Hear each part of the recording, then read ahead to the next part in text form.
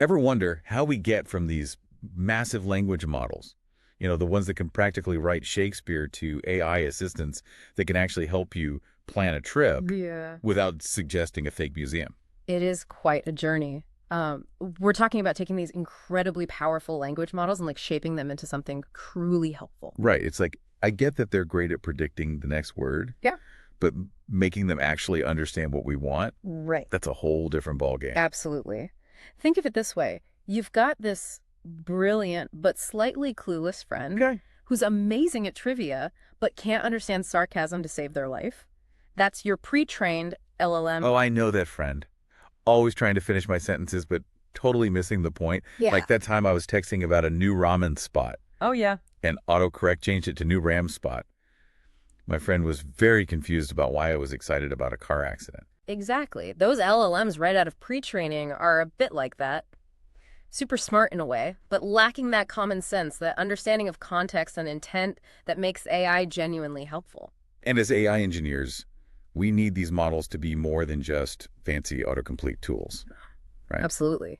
We need them to be partners in problem solving, to actually understand what we're asking and provide useful responses. That's where all these post-training techniques come in. Okay, so let's talk about post-training. The article kicks things off with supervised fine-tuning, or SFT. It seems pretty straightforward. Yeah. You show the LLM a bunch of perfect conversations like a textbook of good manners. Yeah, it is a good starting point. It's like giving the LLM a crash course in conversation etiquette. But you know what they say about giving someone a fish versus teaching them to fish? So here comes the analogy. Well, it's apt. SFT gives the LLM a fish. It can mimic those perfect conversations, but it doesn't really learn to think for itself. It's still relying on those predefined examples. So it might struggle when it encounters a situation that wasn't explicitly covered in its training data. Yeah. Like if you ask it for restaurant recommendations in a city it's never seen before, Yeah. it might just default to the most popular tourist traps. Exactly. It lacks that ability to generalize and adapt to new situations. And that's where things start to get really interesting. We need to move beyond just mimicking and actually teach the LLM to understand what makes a response helpful. All right, so how do we do that? Well, imagine instead of just giving the LLM those perfect examples, we let it come up with its own answers and then have humans judge them. Kind of like a talent show for AI.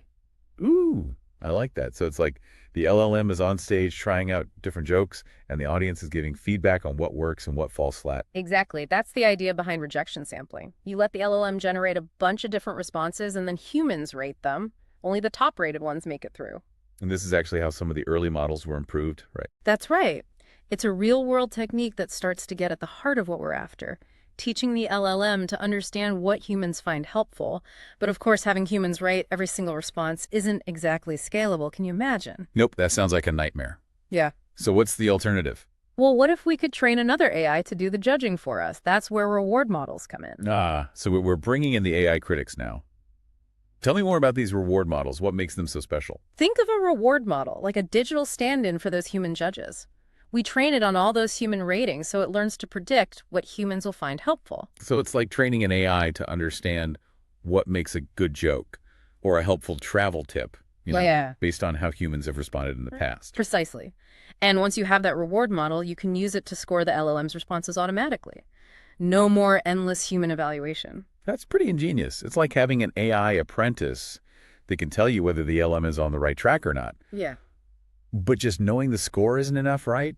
We need to actually use that feedback to make the LLM better. Exactly. And that's where reinforcement learning comes in, specifically a method called reinforce. Okay, reinforce. That sounds a bit intimidating. Break it down for me. Think of it like this. Imagine you're back in school taking a test. You get points for right answers and lose points for wrong ones. Reinforce does something similar for LLMs. It uses the scores from the reward model to encourage the LLM to generate those highly rated outputs and avoid the low-scoring ones. So it's like the LLM is learning through trial and error, getting rewarded for good responses and penalized for bad ones. That makes sense. But even with this feedback system, there's still room for improvement, right? You're catching on quickly. Yeah. Yes, one limitation of reinforce is that it treats each response as a whole. But what if only parts of the response are good or bad? We need a more nuanced approach. I see what you mean. Like if the LLM gives me 3 travel recommendations, Right. and only one of them is actually helpful, I want it to know which one hit the mark so it can do better next time. Exactly. We need a way to pinpoint which parts of a response are contributing to its overall score. That's where the concept of credit assignment comes in, and that's where A2C or advantage actor critic enters the picture. All right, A2C. Hit me with it. Think of it like this. You're writing an essay, and instead of just getting a grade at the end, your teacher gives you feedback on each paragraph highlighting what works and what needs improvement. A2C does something similar for LLMs. It uses a value model to predict how good a current state the unfinished response is likely to be in the future.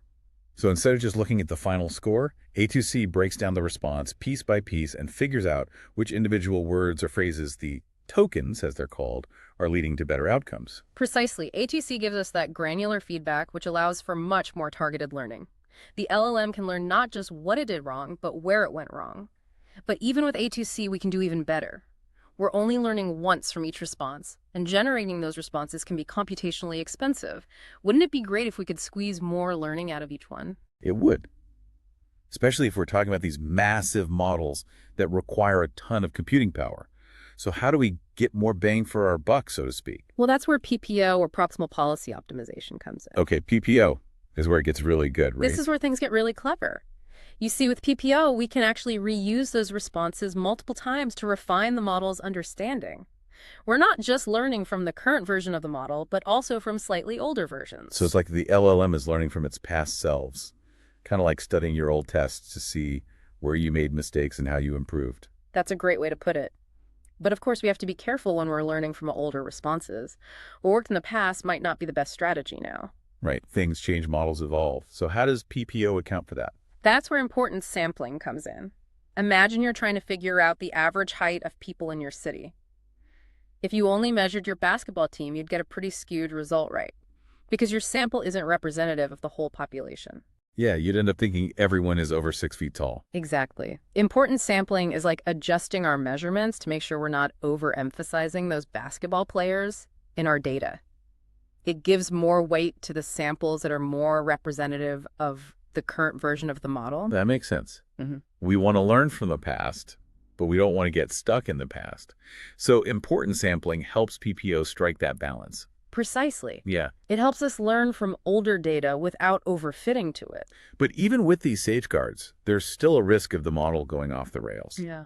Right? I remember that example in the article where the LLM got so obsessed with the Eiffel Tower that it recommended it for every activity in Paris. Ah, yes. The classic Eiffel Tower problem. That's a prime example of what we call over-optimization. The model gets so focused on maximizing its reward score that it starts generating nonsense. So it's like the LLM figured out how to game the system. It knows what gets a high score, even if it doesn't make any sense in the real world. Exactly. And that's where PPO adds another layer of protection. Clipping. Is that like giving the LLM a timeout when it starts acting up? In a way, yes. Clipping sets limits on how much the model can adjust its behavior based on any given feedback. It's like saying, okay, the Eiffel Tower is great, but let's not recommend it for every single activity. So it's like keeping the LLM's learning on track, preventing it from getting lost in its pursuit of those high scores. But even with clipping, we're still not quite done right. The article mentions one more trick to keep this whole system running smoothly. You're right. We need to remember that the reward model itself isn't perfect. It can also be susceptible to biases and over-optimization. It's learned from a specific set of data, and if the LLM starts generating wildly different responses, the reward model might not know how to judge them accurately. It's like if your teacher suddenly had to grade essays on a completely different subject. Their expertise might not translate perfectly. So how do we keep the reward model in check? We introduce a penalty for the policy model straying too far from a reference model. Think of it like keeping a copy of the textbook the teacher used to create the answer key. That way we can make sure the students' answers are still relevant to the material being taught. So it's like setting boundaries for the LLM. We're giving it freedom to explore new ideas, but we're also making sure it stays grounded in the fundamentals. Exactly. We use something called the Kullback-Leibler divergence, or KL divergence, to measure how different the current policy model is from that reference model. And if it starts to drift too far, we add a penalty to its score. So it's a gentle nudge to keep the LLM on the right path, making sure it doesn't get too caught up in its own cleverness and forget what it was originally trained to do. Precisely. It's all about finding that balance between exploration and stability, allowing the LLM to learn and grow while also ensuring it remains aligned with the original goals of the training process. Wow. This whole journey from basic fine-tuning to this complex system of rewards, penalties, and reference models. It's like building a whole AI training facility. It is quite a journey, isn't it? And it's this complexity that makes creating truly helpful AI such a fascinating challenge. Yeah, it really highlights the intricate dance between data feedback and learning that goes into shaping these powerful LLMs into helpful and reliable tools. Before we wrap things up, there's one point in the article that really got me thinking. Oh, what's that? Well, the article asked, could human annotations be augmented or even replaced by LLM judges?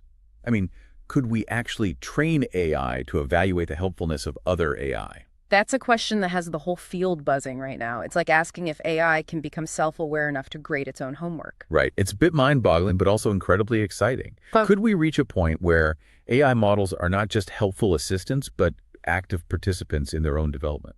it's a fascinating possibility. We've already seen AI excel in areas like playing games and generating art, so why not in evaluating helpfulness as well? But that, my friend, is a discussion for another deep dive.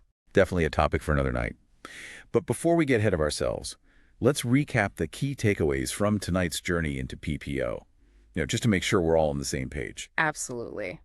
We started by talking about those pre-trained language models, those amazing word predictors that are full of potential but need a bit of guidance to become truly helpful. And then we explored how supervised fine-tuning, or SFT, gives those LLMs a basic understanding of conversation. It's like teaching them the rules of polite society. But it's not enough to make them truly independent thinkers. Right. That's where techniques like rejection sampling and reward models come in. They allow us to automate the evaluation process and provide the feedback these LLMs need to learn and improve. We saw how Reinforce uses those rewards to encourage the right behaviors. It's like giving the LM a virtual pat on the back for a job well done. And then we talked about A2C, which provides more granular feedback, helping the LLM pinpoint exactly where it can do better. But the star of the show was definitely PPO.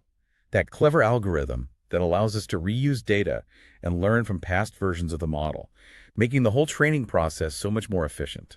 Of course, we also had to introduce those safeguards like clipping and the KL penalty to keep the LLM from getting too creative and straying too far from the original training data. It's amazing to think that all these complex techniques come together to shape the AI assistants we interact with every day.